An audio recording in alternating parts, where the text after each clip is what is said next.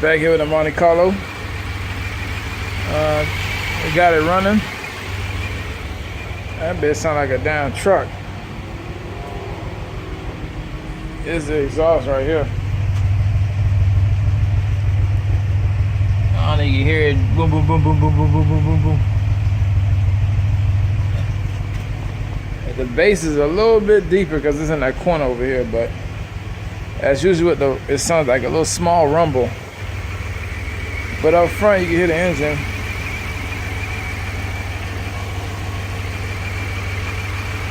Right now, I'm still working on the wires. I'm trying to figure out who's the exciter and which one is the charge indicator. So I found the exciter right here, and I'm looking at diagrams online, making sure everything is right. This is the Mechman alternator that I ordered a couple of years ago. Only had a few issues with it, particularly one. I think the diodes fried out, so they had to replace them, but it's still looking good. Mechman's still looking good after all these years in the car.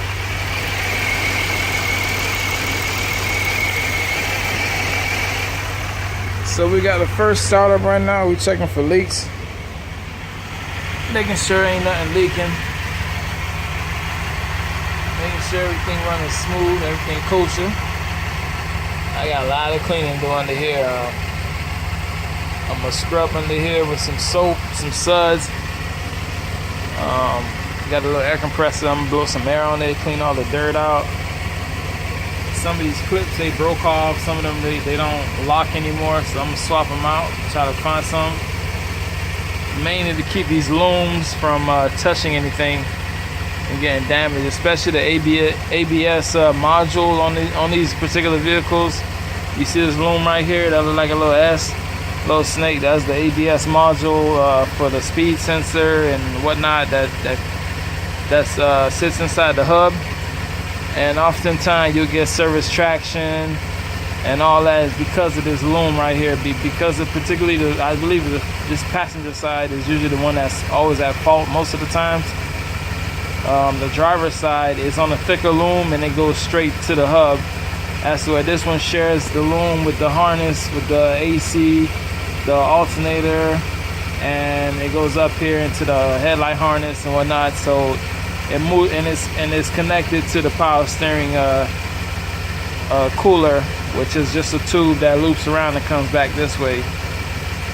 So it moves around quite a bit, so all that rubbing and friction causes most of the issues. So for y'all that have the 05s, 04, 2000s, service traction, ABS light on, it's usually this loom right here that goes into the wheel hub. I don't know if I can show it to you.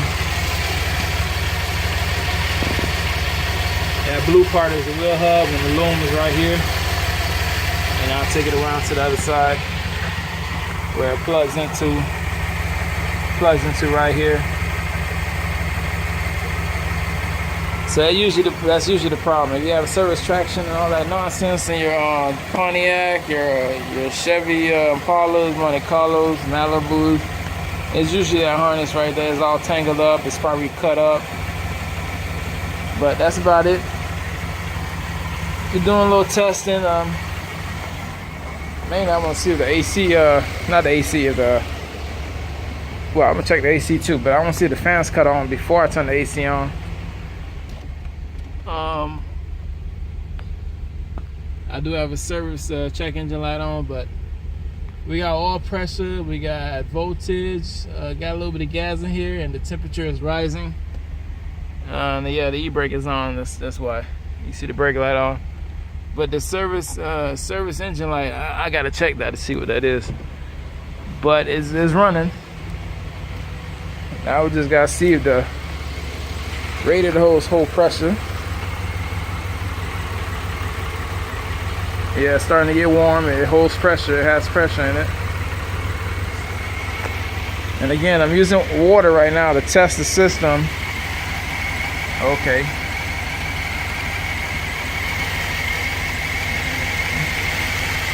It is idling rough. You know, it's been sitting for a while. That's why I make sure I grab the fuel injection pin. I'm gonna use that whole bottle of seafoam, and then we're gonna go for enough. But the overflow tank is doing its job. The water was down there, and it raised up to here, but it was all the way down here. So we're gonna see what it do, because that's how it usually operates in this vehicle. It'll fluctuate up and down, and it'll go down as it circulates the air through the system. Well, circulates the air out of the system. Also, there's a bleeder screw on top of the thermostat housing right here. So if you don't like to wait and you're impatient, you can use the bleeder screw also to bleed the air out. But I'll just let it do it this way, because that way I can measure, add, and see when it finally stops. Is everything, good? But that's about it. Quick update. The vehicle does run. The old motor is right here, same place. It hasn't magically jumped into the engine or engine bay, but it's running right now. All the sensors, everything is good. I got a check engine light on. I got to check to see what it is. I don't hear any knocking. I pull a dipstick out. You don't check the oil with the car running, but I just want to see what it looks like. And it looks pretty clean to me. It don't look like it's being contaminated by any water. Yeah, it's still oil. So yeah, we're gonna put this back in here, and we're gonna let it run for a little bit. Then I'm gonna turn it off, because it's starting to get stuffy in here, and we ain't trying to die in this goddamn garage. Even though the door open, but that's the power of Now this one have a problem going in too. Maybe I'm doing this wrong. Shit, this is a new dipstick, so I guess I gotta get used to going into the damn hole.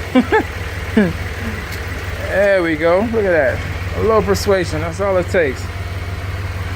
But yeah, we're gonna let this run. I'll turn off in a little bit. Again, I'm starting to choke up in here. This thing hasn't run in a couple years, so all that gunk and shit is blowing back this way. So I got all the doors closed, so ain't nothing gonna go through the garage door to the house. But that's about it for right now. A little quick update, a little 7-8 minute video. The vehicle is running. It's still smooth. It's either a little rough, but it's still smooth. But yeah, I'll get back to you guys on that. So we're making progress. Making very, very good progress.